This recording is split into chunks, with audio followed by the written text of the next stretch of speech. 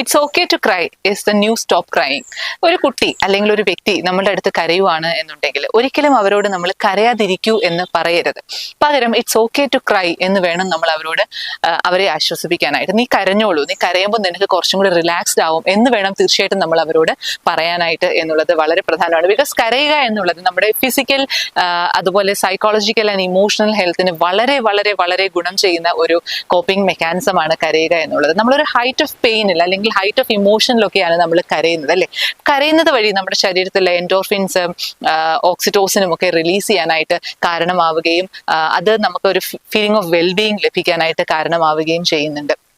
അതിനോടൊപ്പം തന്നെ കരയുന്നത് വഴി നമ്മളുടെ CNS റീകാലിബ്രേറ്റ് ചെയ്യാനായിട്ടും നമ്മുടെ ശരീരത്തിൽ നിന്നും ടോക്സിൻസ് പുറത്തേക്ക് പോകാനായിട്ടും ഒക്കെ കാരണമാകുന്നുണ്ട്. കരച്ചിൽ കുറച്ച് മാത്രം ചെയ്യുന്നവരിൽ ഡിപ്രഷന്റെയും ഉത്കണ്ഠയുടെയും കാർഡിയോവാസ്കുലർ ഡിസീസിന്റെയും ഒക്കെ സാധ്യത